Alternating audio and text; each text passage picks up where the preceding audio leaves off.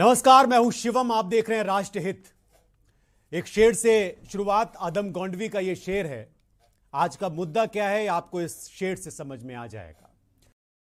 शेर कुछ यूं है कि चीनी नहीं है घर में, लो मेहमान आ गए, महंगाई की भट्टी पे शराफत उबाल दो।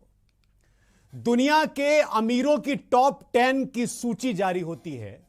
क्या कभी सुना है कि गरीबों की भी कोई लिस्ट कोई अखबार वाला छापता है? आखिर गरीब किसी टीवी चैनल के ब्रेकिंग न्यूज क्यों नहीं बन पाते? यह सवाल है मेरा आज राष्ट्रहित में। जिस देश में अपनी गरीबी का रोना रोकर, या यूं कह लीजिए कि अपनी गरीबी की ब्रांडिंग करके नेता अपनी तकदीर चमका लेते हैं, उस देश में असल गरीब की खबर आखिर क्यों नहीं बिकती? आखिर वो आंकड़े भर क्यों बन के रह जाते हैं? लोकतंत्र में अगर बहुमत की ही पूछ है तो फिर जनसंख्या बहुल कौन है, अमीर या गरीब? फिर गरीबों की सुध क्यों कोई सरकार क्यों नहीं ले रही है? यह भी मेरा सवाल है। कभी आपने देखा होगा, फिल्म स्लमडॉग मिलियनेयर आई थी एक। भारत की गरीबी को बेचने का आरोप लगा था इस फिल्म पर। इससे पहले सत्यजीत रे और उसके समानांतर कई सिनेमाकारों के ऊपर भी यह आरोप लगे कि उन्होंने भारत की गरीबी को बेचा। हालांकि डैनी बॉयल सत्यजीत रे नहीं थे और ना ही स्लमडॉग मिलियनेयर पाथेर पांचाली। फिर भी आरोप तो आरोप हैं, और वो भी गरीबी बेचने के। चार्ली चैपलिन के बारे में आपने सुना होगा, बड़े हास्य अभिनेता थे वो। उनके ऊपर भी यह आरोप लगा कि उन्होंने अपनी गरीबी भरे बचपन के दिनों को भुनाया, बेचा। खैर, पुराने दिनों की छोड़ दीजिए, अब तो अपने देश में भी गरीबी बेचना सियासत का हुनर हो गया है। हाल के दिनों का शायद सबसे बिकाऊ हुनर है गरीबी बेचना। अब यह भी एक ब्रांडेड प्रोडक्ट है। अघोषित तौर पर उसकी कॉपीराइट पर भी एक खास तबके ने कब्जा कर लिया है। बहरहाल, फिलहाल गौतम अडानी को बधाई, हार्दिक बधाई। सिर्फ कल, मतलब एक दिन में, या यूं कह लीजिए मंगलवार को, अडानी के नेट वर्थ में 5.29 अरब डॉलर, इसको मैं नंबर में बता दूं आपको, करीब 42,000 करोड़ रुपए का इजाफा हुआ है एक दिन में। और इस 42,000 करोड़ रुपए का मतलब समझते हैं आप?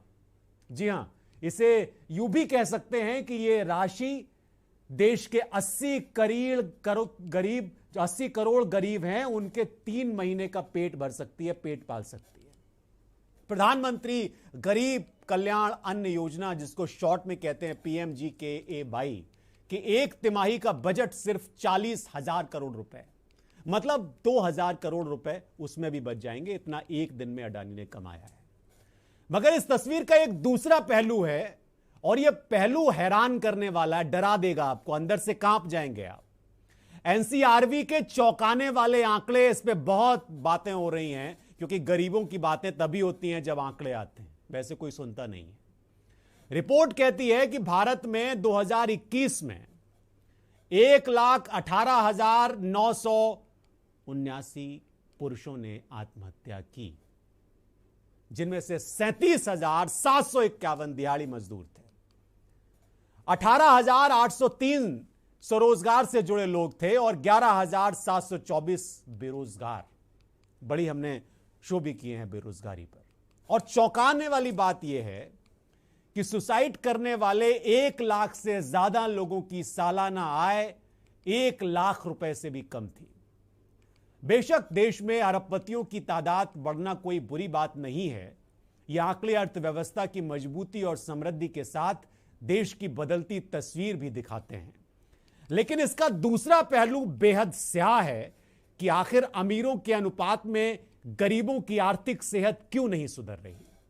क्या कारण है कि सरकार के अथक प्रयासों के बावजूद लोगों को गरीबी के दुष्चक्र से बाहर निकालने में कामयाबी नहीं मिल पा रही?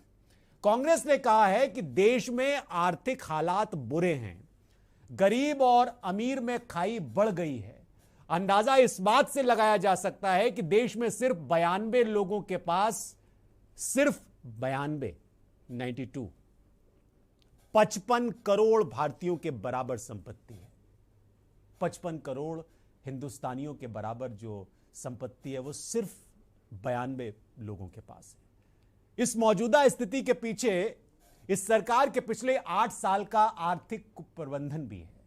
कांग्रेस सांसद मनीष तिवारी ने लोकसभा में नियम 193 के अधीन मूल्य वृद्धि पर चर्चा की शुरुआत करते हुए यह बात कही थी। वैसे यह साल गौतम अडानी के लिए बड़ा भाग्यशाली साबित हुआ। अकेले 2022 में अब तक उनकी नेटवर्थ 66.2 बिलियन डॉलर बढ़ी है। अडानी ने इसी हफ्ते जो सीईओ हैं लुइस वीटन के, उनका नाम है बर्नार्ड अर्नाल्ड, उनको पीछे छोड़ा है। और इस तरह अडानी भारत के ही नहीं बल्कि एशिया के पहले ऐसे व्यक्ति बन गए हैं जो अमीरों की लिस्ट में टॉप 3 में शामिल होने में कामयाब हुआ। सोमवार को वो दुनिया के अमीरों की सूची में तीसरे नंबर पर पहुंच गए और मंगलवार को उनकी नेटवर्थ में 5.29 अरब डॉलर, जो मैंने पहले आपको बताया कि करीब 42,000 करोड़ रुपए का इजाफा हुआ, क्योंकि उनकी कंपनी के शेयर बहुत हाई थे। ब्लूमबर्ग बिलियनियर इंडेक्स एक है, वो कहता है कि अडानी की नेटवर्थ अब 143 अरब डॉलर पहुंच गई है। इस साल उन्होंने 66 अरब डॉलर की कमाई की, जो भी महीने हुए इस साल में। मंगलवार को भी अडानी ग्रुप के शेयरों में बड़ी तेजी थी और इसकी वजह से उनकी जो नेटवर्थ थी उसमें 42,000 करोड़ का इजाफा हो गया। यह राशि देश के 80 करोड़ गरीबों को 3 महीने के लिए राशन दे सकती है। और यह हम बार बार इसलिए बता रहे हैं आपको कि आप इस अंतर को समझ पाएं। राष्ट्र हित में यह भी जरूरी है कि हमारे अमीरों के पास पैसा हो, हमारे उद्योगपतियों के पास पैसा हो, और राष्ट्र हित में यह भी जरूरी है कि गरीबों के पेट में 2 वक्त की रोटी जाए, क्योंकि अगर यह नहीं जाएगी तो फिर यह राष्ट्र हित नहीं है। क्योंकि 55 करोड़ लोग अगर इस देश के भूखे प्यासे नंगे हैं तो फिर जो 92 लोग हैं, सिर्फ 92, उनको सोचना पड़ेगा और उनके माई बाप को भी सोचना पड़ेगा। अगर इस योजना को जो चलाई गई राशन देने के लिए उसको 1 तिमाही और बढ़ाया जाता तो सरकार को बहुत ज्यादा दिक्कत नहीं होती, क्योंकि 40,000 करोड़ रुपए का खर्च होता और उतना तो अडानी जी एक दिन में कमा रहे हैं। नेशनल स्टैटिस्टिकल ऑफिस यानी एनएसओ के सर्वे के मुताबिक देश के टॉप 10 जो शहरी परिवार हैं उनके पास औसतन 1.5 करोड़ रुपए की संपत्ति, औसतन जो छोटे परिवार होते हैं, जबकि भारत के निचले वर्गों के पास, उनके परिवारों के पास 2,000 रुपए की संपत्ति है, सिर्फ 2,000। तो सवाल यह है कि जब अमीर और गरीब दोनों के वोट से गांव के प्रधान से लेकर प्रधानमंत्री तक चुना जाता है तो फिर अमीर और गरीब कैसे और क्यों होता जा रहा है? आखिर इस बढ़ते फासले या असमानता के लिए जिम्मेदार कौन है? एसबीआई की रिसर्च रिपोर्ट कहती है कि कोरोना संकट में 2018 के मुकाबले 2021 में आम आदमी का कर्ज दोगुना हो चुका है। अमीरों और गरीबों की संपत्ति में फैलते फर्क को लेकर सरकारी सर्वे भी यही कहता है कि भारत की 10% सबसे अमीर आबादी देश की आधी से ज्यादा संपत्ति की मालिक है। 50% आबादी के पास देश की 10% से भी कम संपत्ति है और इसका बड़ा कारण ग्रामीण अर्थव्यवस्था पर सरकारी नीतियों का ढीलापन है। जहां लोग गांव छोड़कर मजदूरी करने शहर आते हैं, असंगठित क्षेत्र में काम करते हैं और फिर जब उनको पैसा नहीं मिलता तो मर जाते हैं। एनसीआरबी का यह आंकड़ा कहता है, डेटा कहता है। केंद्रीय मंत्री नितिन गडकरी भी इस बात को स्वीकार कर चुके हैं। उनकी नजरों में भी गांव से शहरों की तरफ पलायन इसी वजह से होता है। उनका कहना है ये लोग शहरों में पलायन इसीलिए करते हैं क्योंकि उनके पास गांव में पेट भरने का इंतजाम नहीं है। वहां की झुग्गी झोपड़ी में वो लोग रहते हैं। किस तरह का जीवन है शहरों में आप जानते हैं। जिन आत्महत्याओं की मैं बात कर रहा हूं उन्हीं लोगों की बात कर रहा हूं। क्या वो खुशी से वहां रह रहे हैं? शायद नहीं। गांव में जाने के लिए रोड नहीं है, पीने के लिए पानी नहीं है। स्कूल की हालत ऐसी है कि अगर स्कूल की बिल्डिंग है तो टीचर नहीं है, या फिर स्कूल की बिल्डिंग ही नहीं है। दोनों हैं तो विद्यार्थी नहीं है, और तीनों हैं तो पढ़ाई नहीं। गडकरी ने कहा था, ये नितिन गडकरी कामयाब मंत्री हैं मोदी सरकार में। गडकरी के इस बयान पर अगर गौर करें तो उसमें सवाल और जवाब आपको दोनों मिल जाएंगे। राष्ट्रीय अपराध रिकॉर्ड ब्यूरो का ये डेटा इसीलिए मैं आपको दिखा रहा हूं। आज के इस कार्यक्रम में राष्ट्रहित के जो मेरा पैनल होगा, मैं उनसे यही समझने का प्रयास करूंगा कि आखिर ये चल क्या रहा है और हम किस दौर में हैं। एनसीआरबी की रिपोर्ट एक है और जिसका मैं आज जिक्र कर रहा हूं बार बार। 1,18,000 से ज्यादा लोगों ने आत्महत्या की। हैरान करते हैं ये आंकड़े। और ये पहली बार है इस देश की आजादी के इतिहास में कि कुल जो आत्महत्याएं हुई हैं उसमें दिहाड़ी मजदूरों की आत्महत्या का आंकड़ा 25%, यानी सबसे ज्यादा गेन किया है, जो 11% था। हमारे साथ पैनल जुड़ गया है। कांग्रेस से अंशु अवस्थी नहीं आए हैं, बाकी लोगों को मैं आपसे मिलवा दूं। हमारे साथ बीडी नकवी हैं, पूर्व जज हैं। हमारे साथ डॉक्टर शशिकांत तिवारी हैं, भाजपा के प्रवक्ता। हमारे साथ सपा के प्रवक्ता मनोज यादव। हमारे साथ वरिष्ठ पत्रकार नवेद शिको। आप सभी का बहुत स्वागत इस कार्यक्रम में। और पहला सवाल मेरा डॉक्टर शशिकांत तिवारी जी से है, बीजेपी से हैं। शशिकांत जी, ये एक बहस का विषय है और इसके लिए मैं आपको बधाई भी देता हूं कि दंगों में कमी आई उत्तर प्रदेश में। लेकिन मेरा सवाल आपसे यह है कि दिहाड़ी मजदूरों की आत्महत्याओं में बढ़ोतरी भी बहुत हुई। बड़ी बुरी हालत है साहब उनकी। और उनके लिए कोरोना के बाद से जो भी सरकार ने योजनाएं बनाई या जो भी चीजें उनके पास तक पहुंची, उनसे हो सकता है कि उनको लाभ हुआ हो, लेकिन वो मरे भी बहुत हैं, मरने के लिए मजबूर भी बहुत हैं। इस पे मैं आपका एक संवेदना से भरा हुआ कमेंट चाहता हूं सर। शशिकांत जी, अगर आप सुन पा रहे हैं। आप जी देखिए, अगर आप डेटा की बात कर रहे हैं, जो भी आंकड़े आए हैं सामने आपने रखा है, तो मैं ये कहना चाहूँगा कि देखिए, देश जब आज़ाद हुआ तो 35 करोड़ की जनता हमारे देश में थी। आज 135 करोड़ की लगभग हमारी जनसंख्या पहुँच चुकी है। नंबर एक बात।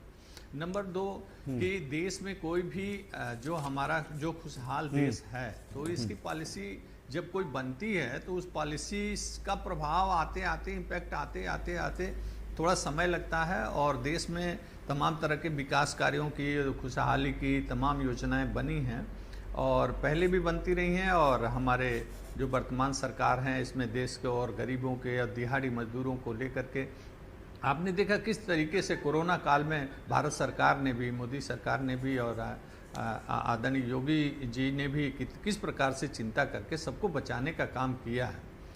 लेकिन इन आंकड़ों को जो आप प्रदर्शित कर रहे हैं, तो इन आंकड़ों के पीछे उन कारणों तक जाना होगा, उनके तथ्यों को समझना होगा और उस पर पॉलिसी ऐसा बनना चाहिए जिससे कि इस तरह की चीज़ें ना हो। किसी भी दिहाड़ी मजदूर हो या कोई भी अमीर हो, गरीब हो, कोई हो, जिसकी भी अगर आत्महत्या होती है, मृत्यु होती है, या छात्र हैं, वो एक हमारे देश के लिए दुखद समस्या है। संवेदना हमारी बिल्कुल है, जैसा कि आपने कहा, संवेदना हमारी भी है। लेकिन हमारे देखिए, आपने आदरणीय मोदी जी ने किस प्रकार छात्रों की आत्महत्या जो होती थी परीक्षा को लेकर के किस प्रकार कम हुआ। उन्होंने अपने मन की बात में कई बार यही छात्र बेरोजगार हो जाते हैं, मर जाते हैं, उसका भी आंकड़ा है सर डॉक्टर साहब, उसका भी आंकड़ा है। यही छात्र जिनकी आत्महत्या का आप कम बात कर रहे हैं, यही बेरोजगारी का भी आंकड़ा है, वो भी बड़ा है। हालांकि दिहाड़ी मजदूर ज्यादा मरे हैं, इसके लिए मैं इस पे बात कर रहा हूं। दिहाड़ी मजदूरों की मौत सिर्फ ये नहीं है कि हमने लिख दिया भाई 37,000 दिहाड़ी मजदूर मर गए, इसके पीछे का मर्म भी बड़ा गहरा है साहब। डॉक्टर साहब, बिल्कुल हमारी संवेदना है। अगर ऐसा कुछ भी है तो संवेदना है, लेकिन उन कारणों में जाना होगा। और हमारी जिस तरह की सरकार का मंशा है कि हम किसी भी पक्ष को हम छोड़ते नहीं, हमारी सरकार किसी भी पक्ष पे काम करने से परहेज नहीं करती है। अगर वो जिस तरह से ये आंकड़े आ रहे हैं और इनके तथ्यों के कारण भी आएंगे तो उस पर सरकार काम करेगी, प्राथमिकता पे काम करेगी। इस तरह के घटनाएं ना हो, हमारा देश खुशहाल बने, विकसित देश बने, इस पे हमारी सरकारें काम कर रही हैं। चाहे वो उत्तर प्रदेश सरकार हो, चाहे हमारे केंद्र की सरकार हो, देश की सरकार हो। मनोज जी, मैं आपको ला रहा हूं डिबेट में। हमारे साथ एक दर्शक भी जुड़े हैं, राजेश। मनोज जी माफी के साथ मैं उनको ले लेता हूं, दर्शक हमारे साथ हैं, क्योंकि ये भी जरूरी है, ये राष्ट्र हित का मुद्दा, ये भी जरूरी है कि राष्ट्र के लोग भी जुड़े।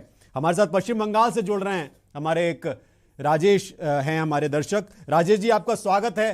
क्या कहना चाहेंगे आप आज के मुद्दे पे? हाँ सर, मैं कुछ बोल सकता हूँ? बिल्कुल स्वागत है आपका। एक बात सुनिए सर, मैं 75% हैंडीकैप पर्सन हूँ, ठीक है? एक नंबर बात। हेलो, हाँ बोलिए। और मैं अनएम्प्लॉय हूँ, ना बिजनेस ना सर्विस। अब सुनिए, जो ये लोग दिखाते हैं कि प्रधानमंत्री जनधन योजना, मैं आपको बता दूं, मेरे पास जनधन योजना पंजाब एंड सिंध बैंक का खाता है। उसमें लिखा था कि 10,000 रुपया आप कभी लोन ले सकते हैं। मेरी माता जी मर गई, हम गए बैंक में, बोले कि 10,000 हमको कर दे दो थोड़ा दाह संस्कार के लिए, तो बोला एक पैसा नहीं मिलेगा। एक नंबर बात। 2 नंबर बोलते हैं कि प्रधानमंत्री आवास योजना, ठीक है, मेरा 2016 में हाउसिंग प्लान का फार्म भराया था 2022, उसमें लिखा था हाउसिंग प्लान 2022, और 21 में फोन आया तो बोला कि आपका अपना जमीन है। तो हम बोला सर हम तो भाड़ा के घर में रहते हैं, हम सिटी में है, मध्य हावड़ा सिटी है, लेकिन हम लोग AAY फैमिली से है, मेरा PHH कार्ड है, राशन कार्ड, ठीक है। तो बोला कि भैया कि आपका जब जमीन नहीं है, भाड़ा पर रहते हैं, तो आपको प्रधानमंत्री आवास से नहीं दिया जाएगा। तो जिसके पास जमीन रहेगा तो वो तो फिर कैसे वो गरीब हुआ, पर हमको ये समझ में नहीं आता। ये लोग सब जगह इस पे भी सवाल है, गरीबों की परिभाषा पे भी सवाल है। राजेश जी बिल्कुल सही कहा आपने, और आपकी बात आ गई है, मैं जरूर पूछूंगा अपने पैनलिस्ट से। मनोज जी, ये आपने सुना, जो हमारे दर्शक थे पश्चिम बंगाल से, वो ये कह रहे थे कि भाई जमीन ही नहीं है तो आवास कैसे मिले, ये कहा गया उनसे।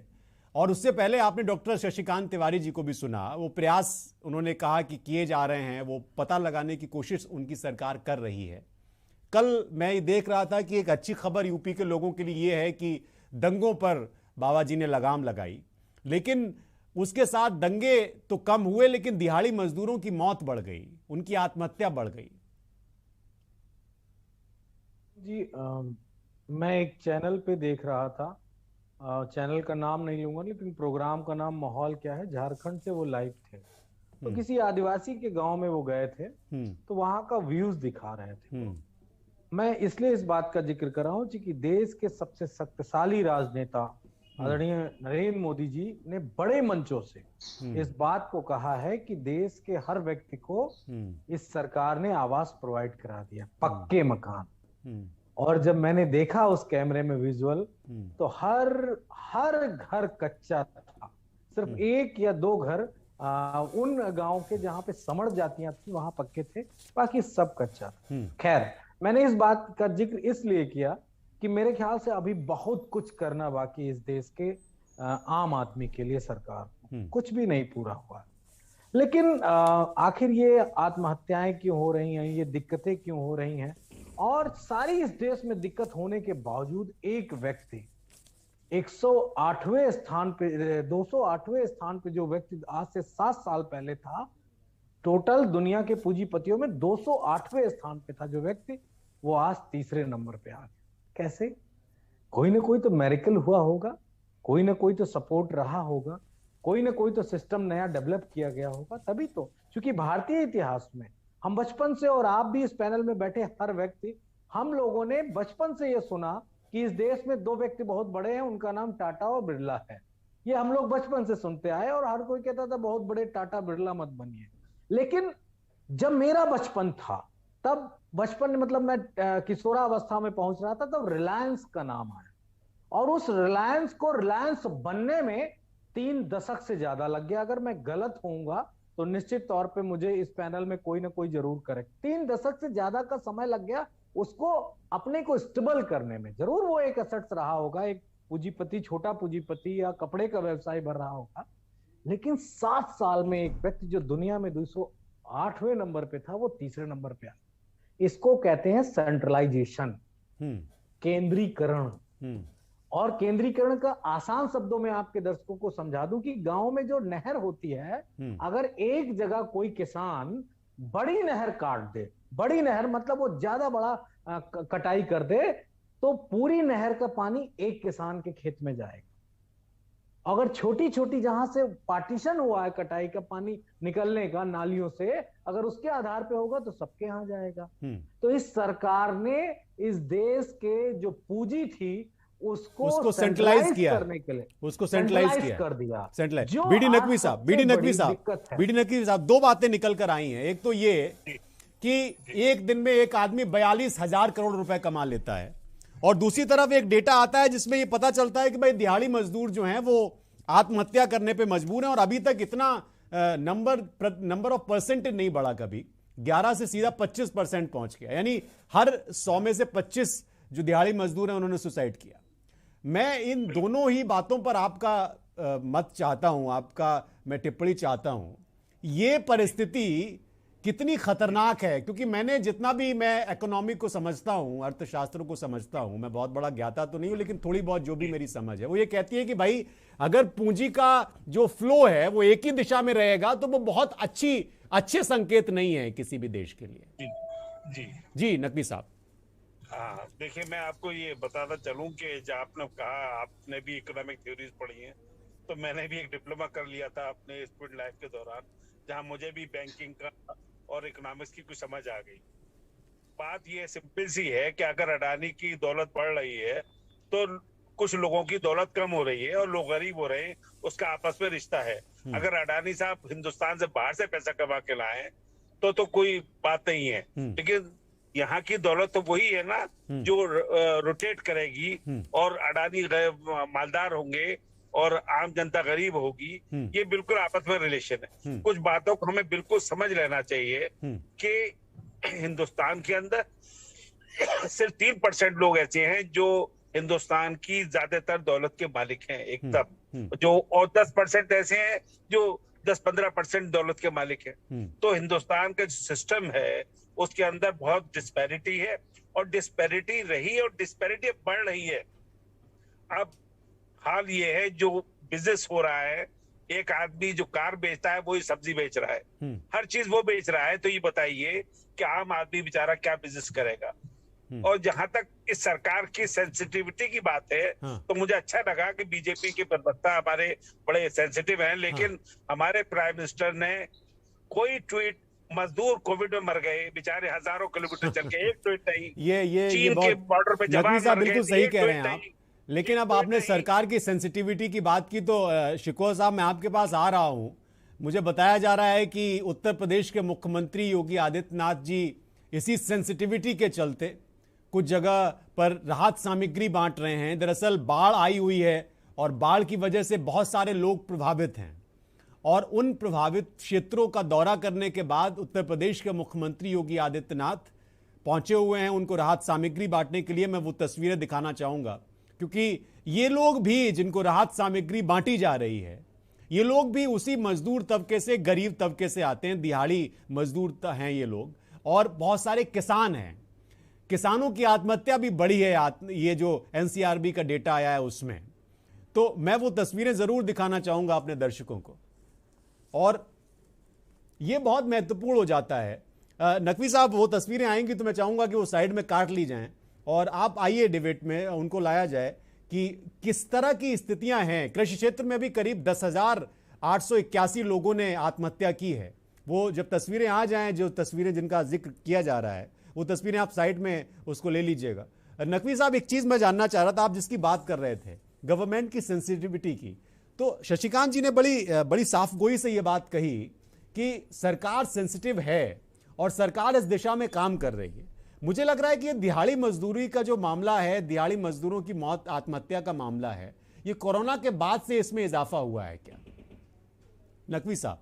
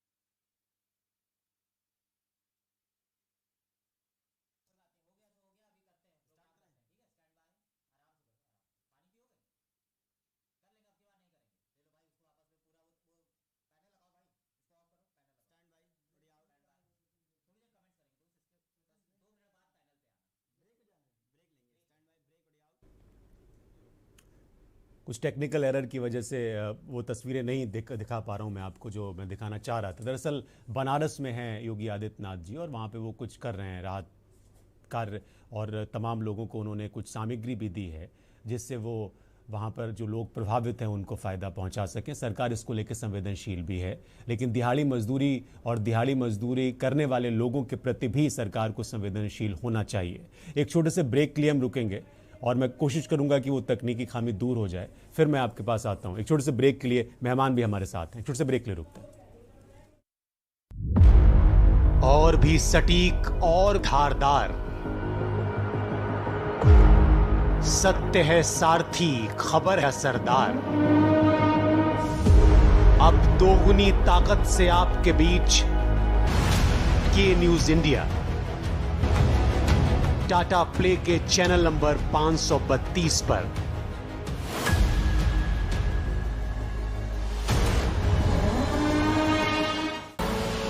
आप देख रहे हैं के न्यूज, खबरों का सारथी। के न्यूज की खास पेशकश। देखें कौन नया खिलाड़ी आया है, समझा देते हैं, प्यार से समझाएंगे। ये तो अपनी जुबान है। जुबान एक हो तो दिल भी एक होने चाहिए। विमल, बोलो जुबान केसरी। मस्त मस्त मस्त मस्त मस्त है, बड़े मस्त है, टेस्ट में भी लज्जत है। बावर्ची की सोया बड़ी बड़ी मस्त है। बावर्ची न्यूट्री सोया बड़ी, इसमें है हाई प्रोटीन जो खाने को बनाए एक हेल्थी डाइट, और टेस्ट में बड़े मस्त है। Servocon Energy Efficient Transformers, India's fastest growing transformer manufacturer and exporter, up to 50 MVA. Servocon, रखे सब कंट्रोल में। और भी सटीक और धारदार, सत्य है सारथी, खबर है सरदार। अब दोगुनी ताकत से आपके बीच के न्यूज इंडिया, टाटा प्ले के चैनल नंबर 532 पर।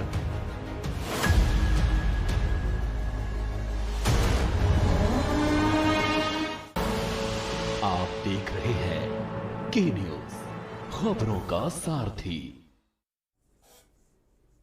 ब्रेक से हम लौट आए हैं और ब्रेक से पहले मैंने जिन मेहमानों से बात की उसमें एक चीज़ निकलकर सामने आई कि पूंजी का सेंट्रलाइजेशन नहीं होना चाहिए। हमारे साथ वरिष्ठ पत्रकार नवेद शिको जी जुड़े हुए हैं। नवेद शिको जी, ये मामला बहुत गंभीर है और इस पर बात होनी बहुत ज़रूरी है। हम लगातार इसको लेकर इस तरह की चर्चाएं करते हैं, आंकड़े पढ़ते हैं और आंकड़ों के समय कुछ एनजीओज या कुछ लोग इस पर गंभीरता से बात करते हैं, लेकिन क्या इसके दूरगामी परिणाम मुश्किल भरे भी हो सकते हैं? क्योंकि एक आदमी का 42,000 करोड़ रुपए एक दिन में कमा लेना और दूसरी तरफ जो दिहाड़ी मजदूर या जो गरीब तबके का लोग हैं उनका लगातार गरीब होते जाना या उनका आत्महत्या करना हालात से मजबूर होके, उसमें व्यापारी वर्ग भी है, असंगठित क्षेत्र में काम करने वाले लोग भी हैं उसमें।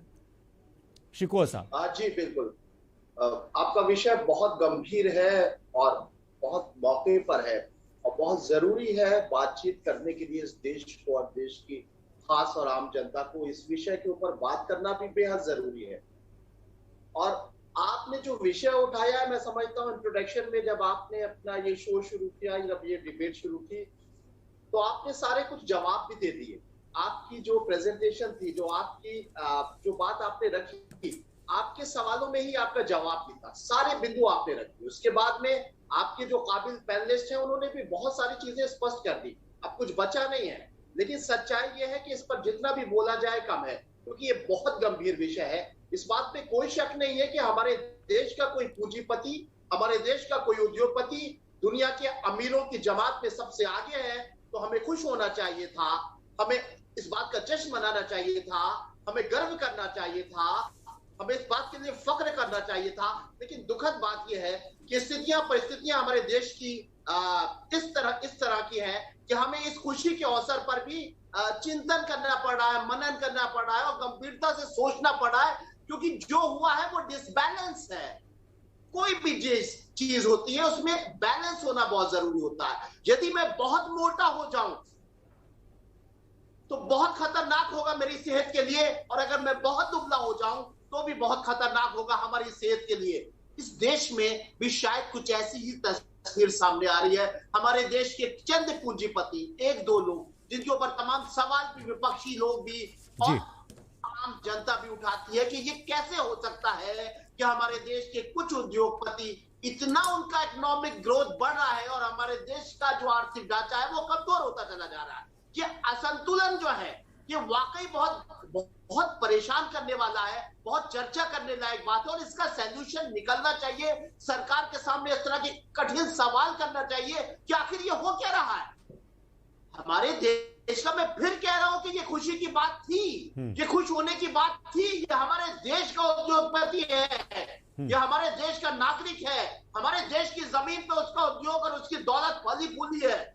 लेकिन हम इसलिए नहीं खुश हो पा रहे हैं क्योंकि हमारे देश का आम इंसान, हमारा गरीब इंसान, जिसके आंकड़े आपने पेश किए और ये आंकड़े सही हैं, ये सरकारी आंकड़े भी हैं और जमीन पर भी दिखाई दे रहे हैं कि गरीब, मजदूर, विद्यार्थी, कॉमन पर्सन खाने को नहीं है उसके पास। खुद कहा सरकार ने ये बात खुद कही और बहुत अच्छा काम किया, इतने लंबे समय तक अनाज दिया। ये बात कही कि इतनी बड़ी संख्या में, आधे से ज्यादा जनसंख्या इस देश की ऐसी है कि जिसके पास खाने को रोटी नहीं है, हम अनाज दे रहे हैं। कोविड की वजह लॉजिकल है, कोविड से पूरी दुनिया में मुसीबत आई, आर्थिक नुकसान हुआ, उद्योग धंधे उजड़े, गरीबी आई, और उसी तरह से भारत में भी इस तरह गरीबी आई। लेकिन जब कोविड की वजह से इतनी बड़ी गरीबी आ गई कि हमारे देश की आधे से ज्यादा तादाद, संख्या जो है वो भुखमरी की तरफ बढ़ गई, सरकार को राशन देना पड़ा, तो कौन ऐसा उद्योगपति है, आखिर उसके अंदर कौन सी ऐसी ताकत है, आखिर उसके अंदर कौन सा चमत्कार है, आखिर उसके पास कौन सा ऐसा फार्मूला है कि उस देश की जमीन पर जहां पर लोग भूखे मर रहे हैं, आंकड़े बता रहे हैं, रुला रहे हैं, सता रहे हैं, उसका इकोनॉमिक ग्रोथ इतना तेजी से बढ़ गया इसी जमीन पर जहां लोग फाका कर रहे हैं। ये मिस्ट्री है, ये तिलिस्म है, और इस तिलिस्म को समझना बहुत जरूरी है। इस तिलिस्म को समझेंगे तो शायद हम वो समझ पाएं जो हम समझने की कोशिश कर रहे हैं। हमारे साथ कांग्रेस से अंशु अवस्थी भी जुड़ गए हैं, कांग्रेस के प्रवक्ता हैं।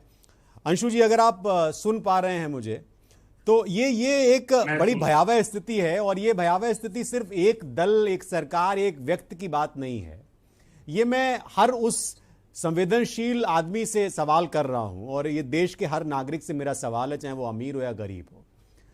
वो सवाल ये है कि इस सेंट्रलाइजेशन को डिसेंट्रलाइज कैसे किया जाए, और इसमें सरकारों की भूमिका क्या होनी चाहिए। आप चूंकि केंद्र में आपकी पार्टी विपक्ष में है, और आपके ही एक नेता हैं, उन्होंने सवाल भी किया जिसका जिक्र मैंने अपनी भूमिका में, अपने कार्यक्रम की शुरुआत में किया था। तो अंशु जी, आप इस समस्या को किस तरह से देख रहे हैं, क्योंकि कुछ अच्छे डेटा के बीच, अब डेटा को हर आदमी, हर पार्टी अपने अपने तरीके से इंटरप्रेट कर रही है, लेकिन ये जो दिहाड़ी मजदूरी का मामला है, जिसमें कि बड़ी बात हुई इस पर कोरोना के समय में, ये लोग पैदल चले और बहुत सारी चीजें हुई। बीडी नकवी साहब ने उसमें एक बड़ी संवेदनशील टिप्पणी भी की थी। आप इसको किस तरह से देख रहे हैं? इसका मैं समाधान वाली बात करता हूं, आरोप प्रत्यारोप तो ठीक है, वो होता रहेगा, बीजेपी, कांग्रेस, सपा, भाजपा। आप, मैं समाधान की बात करना चाहता हूं, क्योंकि आप भी एक पार्टी को यहां पर प्रेजेंट कर रहे हैं। देखिए शिवम जी, जो आपका विषय है काफी महत्वपूर्ण है, और मुझे लगता है इस पर बहुत गंभीर चिंतन की ईमानदारी से आवश्यकता है। लेकिन अगर आप इसकी तह में जाएं तो आपको ये जरूर दिखेगा, कोई भी देश, कोई भी व्यवस्था, उसकी जो नीतियां होती हैं, जो नीति निर्माता होता है, वो तय करता, उसी हिसाब से उस देश की व्यवस्था बढ़ती, चाहे वो इकोनॉमिक हो या जो हमारी फॉरेन पॉलिसी हो या दूसरी। तो आखिर ऐसे समय में जब एक नेशनल क्राइम रिकॉर्ड ब्यूरो के आंकड़े आए कि सबसे ज्यादा सुसाइड करने वालों में जो डेली वेज वर्कर हैं वो हैं, और लगातार ये संख्या बढ़ रही है 2014 से। अगर आप देखें कि 2014 में ये संख्या 16,000 के आसपास थी, तो आज बढ़कर ये 42,000 प्लस हो रही है, उससे ज्यादा हो रही है। और ये वो है जो काउंटेड है।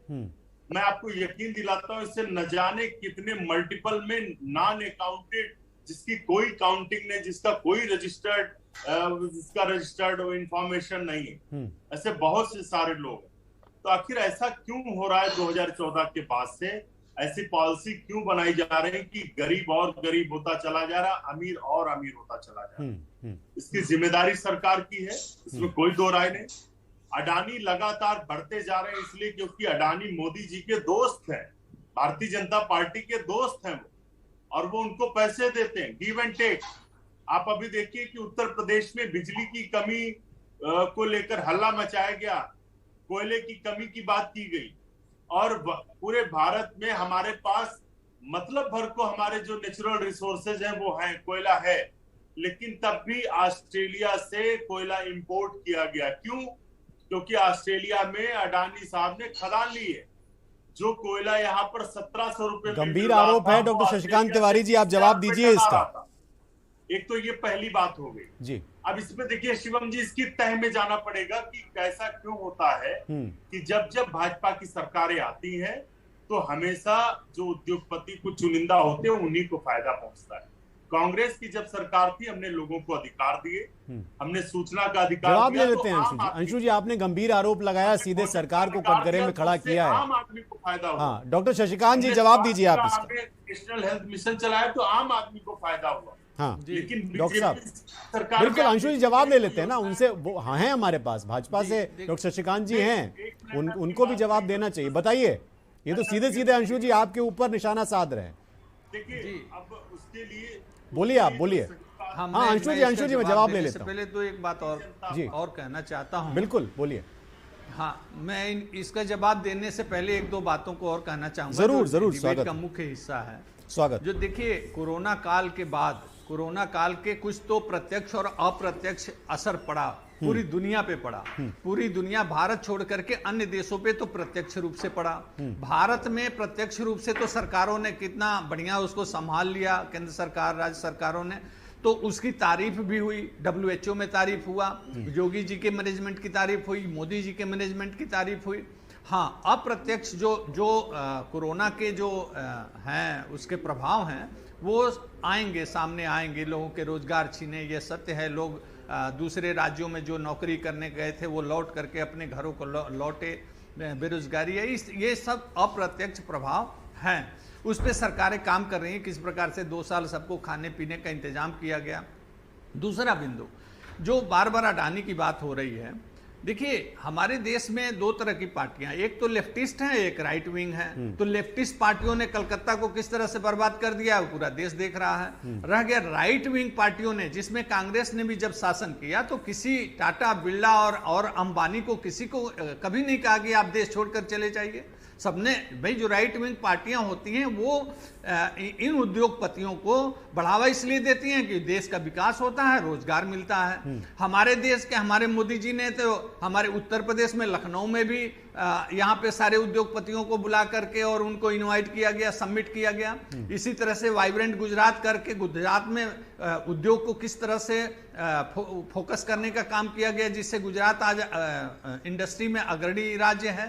तो हम हम तो न्यू स्टार्टअप को भी, मोदी सरकार, योगी सरकार न्यू स्टार्टअप को बोलती है कि भाई आप आओ, एक नया आइडिया लेकर आओ और आप काम करो। न्यू स्टार्टअप को भी बढ़ावा दे रहे हैं। तीसरी बात, कोयले की दलाली वाली बात, कोयले की बात हो रही है, तो देखिए कोयले की तो दलाली हुआ करती थी, पूरा देश देखता था, रोज अखबारों में पढ़ता था, आज 1 लाख करोड़ की दलाली, आज 2 लाख करोड़ की दलाली। अब देखिए कोयला अब जहां जरूरत होगी तो एकदम फेयर डील होगा, चाहे वो जहां से आए, उसमें कोई दलाली नहीं होगी। तो कई अखबारों ने और बहुत सारे लोगों ने इस पे बात की है और ये इसको लेकर अब आरोप सीधे लगे, उल्टे लगे, लेकिन इसमें बहुत सारी बातें की गई और ये कहा गया कि बड़ा पेच था, बड़ा महंगा कोयला खरीदा सरकार ने। इसको तो आपने भी पढ़ा होगा, कई अखबारों में बड़ी विस्तार से इस पर रिपोर्ट, अगर मैं इस पे ही शो करूं तो राष्ट्रहित इस पे भी शो किया जा सकता है। देखिए जी शशिकांत जी बोलिए, आपको बोलना चाहिए, आप सरकार महंगा खरीदा। भारत सरकार हिंदुस्तान के 130 करोड़ जनता की जो बेहतरी का काम होगा, ये भारत सरकार कमिटमेंट है। मोदी सरकार एकदम उसका कमिटमेंट है कि जो बेहतर होगा वही करेंगे। मनोज जी, आप कुछ कहना चाह रहे हैं, क्योंकि आपने यही बात जो अंशु जी ने उठाई और जिसका शशिकांत जी बात कर रहे हैं, आपने उसका एक बार हमारे ही शो में जिक्र किया था। बोलिए, आप क्या कहना चाह रहे हैं? देखिए, मैं एक बड़ी बात इस पैनल में अपनी रखना चाहूंगा और आप जरूर रखिए, को भी रखना चाहूंगा। बड़ी बात और गंभीर बात यह है आप इस देश को पूंजीपति के हाथों में देना चाहते हैं। आप चुनाव में उन मुद्दों को रखिए और चुनाव लड़िए और जनता आपको सत्ता में बैठाल दे और आप देश के सारे एसेट्स को, चाहे वो सरकारी हो चाहे प्राइवेट हो, जो भी देना है वो आप दे दीजिए। लेकिन आप जनता ने ही तो बिठाया है उन्हें सरकार में सर। ना, एक सेकंड मैं पूरी बात कर लूं, आप समझ लीजिए। आप जाते हो जनता के बीच में और बातें करते हो दूसरे मुद्दों की, गरीबी की, आप बातें करते हो हिंदू मुसलमान की, आप बातें करते हो भगवान राम की, आप बातें करते हो, आप चुनाव लड़ते हो गरीबों की गरीबी मिटाने के लिए। मुद्दे आपके दूसरे रहते हैं। मैं यही बात कह रहा हूं कि अगर आपको पूंजीपतियों को देश में देना है, कहते हैं अडानी साहब की बात कर रहे हैं, बीजेपी के प्रवक्ता भी बात कर रहे हैं, दुनिया बात कर रही। अच्छा बताइए, रेलवे लिया तो कौन सा रोजगार दिया? अरे उसमें ऑलरेडी भारत सरकार उनको रोजगार दे रही थी। आपने एयरपोर्ट लिया तो किसको रोजगार दिया साहब? उसमें ऑलरेडी रोजगार थे, पहले से थे। या जितने भी एसेट्स आपने सरकारी दे दिए उनको, या जो भी काम आपने, ऐसा कौन सा एसेट्स लगाया जिससे मैं कह सकूं कि 1 करोड़ लोगों को रोजगार आपने दे दिए? किसको? कुछ नहीं दिया। दिया के बलदे उल्टे छोटे व्यापारियों का रोजगार छीन लिया गया। सेब का व्यापार करते हैं बड़ा, आपको भी पता होगा। अभी ये जो 1,64,033 लोगों ने सुसाइड किया है, उसमें निजी क्षेत्र में जो उद्योग करते हैं उसमें 7% लोग वो भी हैं जो छोटे छोटे उद्यम लगाए हुए थे। मैं बता रहा हूँ कि हिमाचल में, कश्मीर में जो सेब का व्यापार होता था, उसमें छोटे छोटे व्यापारी जो वहां पे अड़तिये होते हैं, उन अड़तियों का धंधा चलता था और बेहतरीन अपना जीवन यापन करते थे। लेकिन ये सरकार आई, सबके बागान खरीद लिए, अडानी साहब आए और इसके बाद जनता को 350 रुपए किलो सेब बेच रहे हैं। तो भाई 42,000 करोड़ रुपए एक दिन में उन्हीं के तो बढ़ेगा ना, मेरा थोड़ी नहीं बढ़ेगा। और एक महत्वपूर्ण बिंदु, जब हमारी सरकार बाजार मुक्त कर रही थी किसानों के लिए, तब तो आप विरोध कर रहे थे। रुक जाइए, जब हमारी सरकार किसानों के लिए बाजार मुक्त कर रही थी, विरोध हो रहा है कि कोई अडानी ना बैठ तब तो आप विरोध कर रहे थे। इसी बात का विरोध कर रहे हैं कि कोई अडानी नहीं बैठना चाहिए, छोटे आड़तिया, और ये देश बड़ी जनसंख्या। आप इसकी विरोध नहीं कर रहे थे। मुझे बीच में इंटरप्ट मत करिए, मैं आपको इंटरप्ट नहीं किया। मुझे अपनी बात रखने दीजिए प्लीज। मैं ये बातें नहीं रखना चाहता, मैं जो अपनी बात, मेन बात रखना चाहता हूँ वो बात मुझे रखने दीजिए। मैं इस सरकार से, मेरा ये सीधा सीधा सवाल है कि मनोज यादव का, शिवम अवस्थी का, अंशु अवस्थी का, जज साहब का या नावेद सिकोह का, बहुत छोटा उदाहरण दे रहा हूं, अगर इनकी आय में कोई बढ़ोतरी हो जाए तो सरकार तो ईडी भेज देती है, किसी चैनल वाले के यहां ईडी भेज देगी, किसी नेता के यहां भेज देगी। और एक व्यापारी 208 नंबर से 3 नंबर पे 7 साल में पहुंच गया, कम से कम कुछ तो जांच करा लो कहां से। बीडी नकवी साहब ये क्योंकि उसके प्राइवेट और एयर जो एक सेकंड जज साहब एक सेकंड, उसके जो पोर्ट है उस पे 3,000 लाख करोड़ की मार्फिन पकड़ी जाती है। अरे आप ऐसे भी 1,000 लाख बोल देते हैं मनोज जी, इतना आसानी में मेरा दिल बैठ जाएगा। वैसे भी अटैक बहुत पड़ रहे हैं। 3,000 करोड़ की मार्फिन पकड़ी गई, नहीं पकड़ी गई? ये 42,000 करोड़ पड़ गई, मुझे चीखें आ गई, मेरी हालत खराब हो गई। मनोज जी, बीडी नकवी साहब, आप तो सेवा में रहे और कानून की व्यवस्था को आप बेहतर समझते हैं और समाज को भी बेहतर समझते हैं। मेरा बड़ा छोटा सा सवाल है और मैं ये सवाल पूछ रहा हूं किसी एक ग्रामीण आदमी के पक्ष में खड़े होकर। सवाल मेरा ये है कि महीने भर मेहनत मजदूरी करने के बाद हम जो थोड़ा बहुत कमाते हैं, 3,000, 5,000, 10,000, 20,000, 25,000, 30,000, और उससे अपना घर चलाते हैं। ये एक तो ये इससे आत्महत्या से जुड़ा हुआ मामला है कि वो चलाना आज की तारीख में, मैं बहुत व्यवहारिक सवाल है मेरा आपसे कि वो घर चलाना एक आदमी के लिए कितना मुश्किल या कितना आसान हुआ है, ये मैं आप पे छोड़ता हूं कि आप मुझे बताइए। आपने वो दौर भी देखा, आप आज का भी दौर देख रहे हैं। जरूर चीजें बढ़ी हैं, चीजें बेहतर हुई हैं, लेकिन आज के दौर में वो जो 50 पैसे 12 आना वाला दौर भी आप देखा और आज का दौर भी आप देख रहे हैं। घर चलाना कितना आसान, कितना मुश्किल। एक दौर वो भी था कि जो अमीरों की फहरिस्त थी, वो टाटा बिरला का जो शुरुआत में जिक्र आया, वो टाटा बिरला उस वक्त भी अमीर हुआ करते थे, आज भी अमीर हो रहे हैं। वो टाटा बिरला थे, आज अंबानी अडानी हो गए। उसमें कोई ऐसा मुझे नहीं लगता कि बहुत हम लोगों को रोबा पिटान डालना चाहिए। लेकिन मैं ये समझना चाह रहा हूं कि फिर ये परिस्थिति बदली कैसे, समस्या कहां पे आ रही है, क्या दिक्कतें आ रही हैं? क्योंकि आम आदमी भी हमेशा रोता हुआ महसूस होता है। वो कह रहा है भाई महंगाई है, ये है, वो है। ये कांग्रेस की सरकार में भी हालत थी, अभी भी हालत है। आंकड़े आते हैं, हम उस पर चिल्ला चिल्लू के चले जाते हैं, लेकिन कोई निष्कर्ष नहीं निकल रहा है। ये 10 साल पहले भी वही हो रहा था, 10 साल बाद भी वही हो रहा है।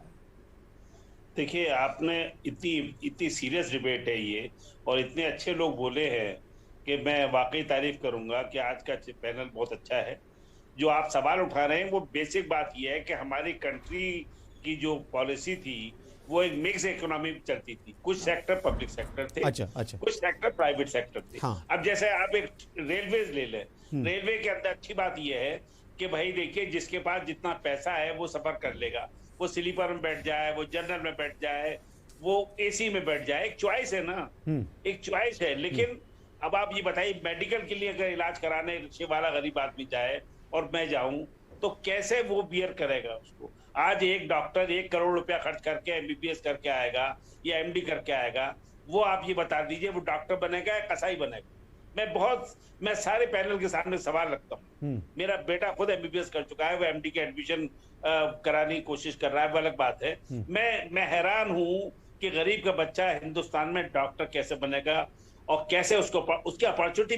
जो प्रॉब्लम ये है कि ट्रेन का मैंने मिसाल दी कि वहां चॉइस है, चॉइस रहनी चाहिए आदमी के पास कि वो कम में भी गुजर कर ले। ऐसी चीज वो जनरल में जाए, स्लीपर में जाए, फर्स्ट एसी में जाए, सेकंड एसी में जाए, थर्ड एसी में जाए। सही कह रहे हैं। मालदार आदमी को भी मौका हो और गरीब मजदूर को। और सबसे बड़ा प्रॉब्लम है असंगठित अनऑर्गेनाइज सेक्टर का, जो 3,000 रुपए महीना कमाता है, वो उसकी प्रॉब्लम है, वो लाइफ कैसे गुजारे।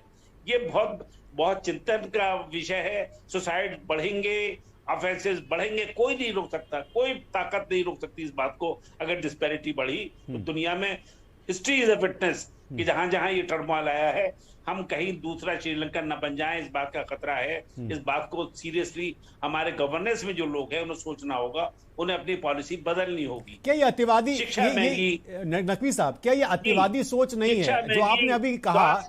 नकवी साहब, ये क्या अतिवादी सोच नहीं है? हम अति नहीं कर रहे हैं कि श्रीलंका ना बन जाए। क्या वाकई में इतनी इस तरह की सिचुएशन भी है? क्या ये अतिवादता नहीं है क्या? देखिए, मैं बिल्कुल डेफिनेटली है। कोविड ने इतना एक्सपोज करा हमारे सिस्टम को। हमने देखा कि कितना हम सब लोगों ने मदद करी। जो हमारा प्रॉस्पेरस क्लास था उसने मदद करी, गरीबों ने अब आपस में बंटवारा किया। जो आत्मीयत थी, आप ये समझिए, अगर हम वेस्टर्न सिविलाइजेशन के मानने वाले होते तो हमारे बहुत से लोग भूखे पड़ जाते। ये तो हम ईस्टर्न सिविलाइजेशन के लोग हैं, जो हम पड़ोसी का भी ख्याल रखते हैं, अपने गरीब भाई का भी ख्याल रखते हैं, और सभी लोग रखते हैं, हर एक धर्म के मानने वाले रखते हैं। ऐसा नहीं है कि कोई एक्सक्लूसिव मैं कहूँ ये बात। ये आत्मीयता हमारी खास हिंदुस्तानी पहचान है और ये बनाए रखने चाहिए। लेकिन ये नहीं होना चाहिए कि जो डिस्पैरिटी बढ़ रही है, हमारा डायरेक्टर प्रिंसिपल ये कहता है कि भाई जो है कंसंट्रेशन ऑफ वेल्थ ना हो, रोटेशन रहे और मोनोपोली ना हो। हमारे सरकार की सबसे बड़ी खराबी है कि वो मोनोपोली की तरफ जा रहा है, वो कंसंट्रेशन की तरफ जा रहा है। बिल्कुल ये महत्वपूर्ण बात है। मोनोपोली की तरफ जाना किसी भी देश के लिए खतरनाक होता है। सही बात। नवेश शिकोह साहब, आलोचना ठीक होती है कि भाई पत्रकारों का काम है कि आलोचना करें, विपक्ष का काम है कि वो सरकार को घेरें। लेकिन अगर पिछले योगी जी की सरकार देख लें या मोदी जी की आप सरकार देख लें, तो कई सारी उन्होंने ऐसी योजनाएं शुरू की, जैसे बहुत ज्यादा जिसका प्रचार होता है उसमें किसान सम्मान निधि की बात होती है। एक और योजना जो लाभार्थियों के लिए राशन वितरण का काम शुरू हुआ, उसकी बहुत बात होती है। तो जाहिर सी बात है कि उसका फायदा मजदूर वर्ग को होगा। मनरेगा का वो अलग बात थी कि एक जमाने में उसको लेके बहुत खींचतान मची थी, लेकिन बाद में मनरेगा को उन्होंने कंटिन्यू किया और उससे लाभ हुआ लोगों को, और पहले से भी उसके आंकड़े भी हैं। आवास दिए गए जिसका बड़ा जिक्र होता है, उज्ज्वला योजना, जनधन खाता, इस तरह की बहुत सारी योजनाएं इस वर्ग जिसको हम लेकर आज की डिबेट कर रहे हैं और जिसने आत्महत्याएं की, उसको लेकर सरकार ने बहुत सारी योजनाएं अमल में लाने की कोशिश की और उतारी भी जमीन पे, जिसके आंकड़े भी सरकार और प्रधानमंत्री खुद गाए बगाए देते हैं अलग अलग राजनीतिक मंचों पे या सरकारी मंचों पे। लेकिन फिर भी जो ये दिहाड़ी मजदूरों की मौत का आंकड़ा बढ़ा, बेरोजगारी से जूझ रहे युवाओं की मौत के आंकड़े आए, ये जो आ रही हैं घटनाएं और बेरोजगारी के जो आंकड़े आए, ये इसका मतलब मैं समझ नहीं पा रहा हूं कि सरकार इतनी योजनाएं भी ला रही है, उसके आंकड़े भी आ रहे हैं, लेकिन दूसरी तरफ ये डेटा भी हम देख रहे हैं। बिल्कुल साफ मतलब है। एक लाइन की बात है जो नजर आ रही है, वो ये कि अमीर अमीर होता जा रहा है और गरीब गरीब होता जा रहा है। इसकी एक साफ वजह है कि कहीं ना कहीं हमारी आर्थिक नीति कमजोर है। इस बात को हमें स्वीकार करना पड़ेगा, सरकार को भी स्वीकार करना पड़ेगा और इसके समाधान के लिए उसको कुछ करना पड़ेगा। अमीर का अमीर हो जाना और गरीब का और भी गरीब हो जाना, ये पूरी हिस्ट्री गवाह है इस बात की, ये बहुत ही खतरनाक सिम्टम्स होते हैं। और आने वाला जो नकवी साहब ने कहा, वाकई मुझे भी डर लगने लगा। और डरने वाली बात है कि खुदा न खास्ता अगर हम श्रीलंका की तरफ बढ़ गए तो स्थिति बहुत भयावह हो जाएगी। और हम किसी सरकार, मौजूदा सरकार हो या पुरानी सरकारें हो, उस पर सवाल हम इसलिए नहीं उठाते हैं कि हमारी किसी से जाती दुश्मनी है। हम या जनता या पत्रकार या पैनलिस्ट इससे सवाल उठाते हैं कि समाधान की तरफ सरकार बढ़े, सरकार को अपनी गलती का एहसास हो। इस बात में कोई शक नहीं है कि आपकी जो प्रेजेंटेशन है, इस शो की जो प्रेजेंटेशन है, आप जो एंकरिंग कर रहे हैं, वो बहुत संतुलन है। और उसका संतुलन इतना बेहतर है कि आप जिस रिपोर्ट के आधार पे इस डिबेट को कर रहे हैं, उसी रिपोर्ट के उस हिस्से को हम भूल नहीं रहे हैं। उत्तर प्रदेश में लॉ एंड ऑर्डर बेहतर हुआ, हम सब उसकी तारीफ कर रहे हैं और करते रहेंगे। दंगा मुक्त उत्तर प्रदेश हुआ, इससे हम उत्तर प्रदेश की जनता एहसानमंद है जो कि सरकार के। हम इस बात को भी कहेंगे और हम ये बात भी कहेंगे कि जो लोग लगातार कह रहे हैं कि जो ये रिपोर्ट आई है ये फर्जी है और ये आंकड़ों का खेल है, तो अगर आप ये बात मानते हो कि योगी सरकार दंगा मुक्त हो गया है, इस बात को नहीं मानते हो तो इस बात को भी मत मानो। दोनों बातों को मानना पड़ेगा। हमें इस बात के लिए खुश होना पड़ेगा कि यूपी की स्थिति लॉ एंड ऑर्डर में बेहतर हुई है, और हमें इस बात के लिए चिंतित भी होना पड़ेगा कि हमारे देश की आर्थिक नीति इतनी कमजोर है कि हमारे देश में गरीब गरीब होता चला जा रहा है और अमीर अमीर होता चला जा रहा है। इस बात पर हमें जरूर गौर करना पड़ेगा। और एक बात को देखिए, इसका एक समाधान ये भी है, इस बात के लिए हम आम जनता को सोचना पड़ेगा कि हमारा जो एक पॉलिटिकल सिस्टम है वो इतना बदतर होता चला जा रहा है कि हम बर्बादी की राह पे बढ़ रहे हैं। पॉलिटिकल सिस्टम में विधायक कितने पैसे में खरीदे जाते हैं। विधायकों को आजकल शिकोह साहब, विधायकों को आजकल रिजॉर्ट जाने में बड़ा आनंद आने लगा है और अब तो ये हर महीने का हाल हो गया है। हर महीने कहीं ना कहीं रिजॉर्ट खुल जाता है, ले जाना पड़ता है लोगों को। ये पैसा कहां से आता है? कोई ना कोई तो वित्त पोषित होता है, और जो वित्त पोषित होता है उस पर सरकार कैसे नजर रखेगी, कैसे नहीं उसको एक तरफा मदद करेगी, कैसे नहीं उसको उसकी गलत नीतियों को, गलत कदम को भी आत्मबंद कर लेगी। हाँ, बिल्कुल सही बात है। शशिकांत जी, चूंकि अब आखिरी हिस्से में हैं हम इस कार्यक्रम के, आप बहुत ज़हीन आदमी हैं और आप बड़ी गंभीरता से सवालों के जवाब भी देते हैं।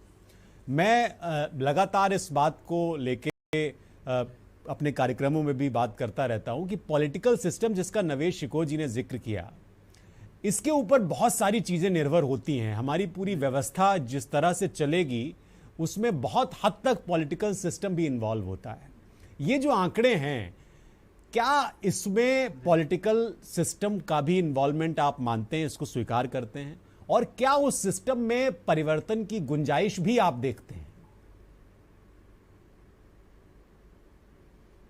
शशिकांत जी। बिल्कुल। देखिए, किसी भी सरकार का, किसी भी जो भी राजनीतिक दल जब सरकार बनाते हैं तो सरकार के जिम्मे कानून के साथ साथ व्यवस्था भी उनकी जिम्मेदारी होती है। तो देश में कोई भी बात हो उसकी पूरी जिम्मेदारी हो, चाहे गरीबी को लेकर के हो, चाहे गरीबों के विकास की बात हो, तो उसकी सरकार की जिम्मेदारी है उसकी व्यवस्था करना। लेकिन मैं एक सवाल, ये पैनल में जितने हमारे विद्वान पैनलिस्ट बैठे हैं, सब लोग बहुत अच्छे लोग बैठे हुए हैं, मैं एक सवाल के रूप में एक उदाहरण देना चाहता हूँ। आप सोचिएगा कि क्या राजनीतिक जो राजनीति और सरकार के अलावा सामाजिक जो हमारी व्यवस्था है उससे कितना प्रभाव देश पे पड़ता है। मैं अब उदाहरण ये दे रहा हूँ कि देखिए, जो अडानी की बार बार बात आप लोग सब लोग कर रहे हैं, अडानी का एक जो है पूरा देश बात कर रहा है अडानी का, हम क्यों बात करेंगे? एक आदमी एक दिन में 42,000 करोड़ रुपए कमा ले तो चर्चा का विषय तो है ना सर। हाँ सुनिए, मैं उसी संबंधित एक सवाल सबके सामने रख रहा हूँ, उदाहरण के रूप में रख रहा हूँ कि एक रिफाइंड तेल आता है फॉर्चून करके। पूरा देश जो हमारा जो है फॉर्चून तेल खा रहा है और फॉर्चून तेल खरीद रहा है। अब आप प्रचार न करिए, अब हमारे कार्यक्रम में नहीं तो चैनल मुझे भगा देगा। सरकार ने प्रमोशन किया कि आप ये किसी तेल का प्रचार मत करिए, पैसा नहीं देते वो लोग हमें। क्या हमारे हाँ नहीं सुनिए, हमारे गांव में जो गांव तेल बैल से निकाले जाते थे, तो बैल तो हमारे इधर 70 साल में सारे बैल कटने के लिए चले जाते थे बुचर खाने में। हमारे गांव से तेल निकालने की व्यवस्था खत्म हो गई, और वो जो है रिफाइंड तेल खरीद करके पूरा देश खा रहा है। रिफाइंड तेल बेचने वाला दिन पे दिन रातों रात वो अमीर हो रहा है। इसके लिए जिम्मेदार सरकार है, कोई सरकार। मनोज जी आखिरी समय में शशिकांत जी, मनोज जी को फिर मैं समय नहीं दे पाऊंगा, वो सिर पकड़ रहे हैं, आप जवाब दे लीजिए। मनोज जी बड़े संक्षेप में बोलिएगा आप। मनोज जी फिर महत्वपूर्ण बात बता दूं, पहले तो मैं उस मुद्दे पे आऊंगा जो इन्होंने कहा बहुत संक्षेप में। सरकारों में, हाँ, पूर्व की सरकारों में घोटाले होते थे साहब। ना तो 2G वाला जेल गया, ना जीजा जी वाला जेल गया, कोई जेल नहीं गया, ना कोयले वाला जेल गया। तो कहाँ घोटाला हुआ था? हुआ नहीं था तो काहे आप नाम लेते थे? दूसरी महत्वपूर्ण, जब सारे बैल कट गए तो ये इलेक्ट्रॉनिक से चक्कियां कैसे चलती हैं? आप कैसी बातें टीवी डिबेट पे करते हो? शर्म आती है मुझको कि इस तरह की भी बातें कर सकते हो। और अगर बैल गए तो इलेक्ट्रॉनिक जो जितने भी पार्ट्स थे उन्होंने उस चीज का पार्ट ले लिया। लेकिन आप ध्यान मत भटकाइए, आप सिर्फ जनता को ये बताइए कि आप पूरे देश में जो आम आदमी आज तबाह है, परेशान है, जो डिसेंट्रलाइजेशन होना चाहिए उसको आपने सेंट्रलाइज जो कर दिया, वो कैसे करेंगे? वो कैसे करेंगे? बिल्कुल, बहुत धन्यवाद आप सभी लोगों का। मेरे पास समय की बंदिशें हैं। मनोज जी बहुत आपका धन्यवाद, बीडी नकवी साहब, शशिकांत जी, डॉक्टर शशिकांत जी आपका, और नवेश शिको साहब, और हमारे साथ अंशु अवस्थी जी जुड़े होते कांग्रेस, उनका भी बहुत धन्यवाद कि वो हमारे साथ जुड़े इस कार्यक्रम में।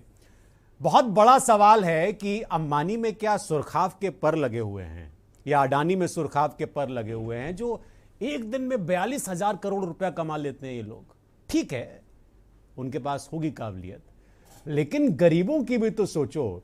जो गांव का आदमी है, जो रोजगार के लिए तरस रहा है, तड़प रहा है, उसके बच्चों की फीस नहीं जमा हो पा रही, 2 वक्त के रोटी का इंतजाम नहीं हो पा रहा, खेत के लिए बीज के लिए पैसा नहीं है उसके पास, उसके बारे में भी तो सोचने की जरूरत है। और क्या यह गंभीर सवाल नहीं है कि जो पूंजी का सेंट्रलाइजेशन हो रहा है देश में, वो कई भयानक खतरे भी भविष्य में खड़े कर सकता है? क्योंकि पूंजी अगर एक आदमी के पास होगी तो वो बाकी लोगों पर हुकूमत करेगा। और ये बात आप जानते हैं, आंकड़े मौजूद हैं, सिर्फ 92 लोग हैं जिनके पास देश की पूंजी का बड़ा हिस्सा है।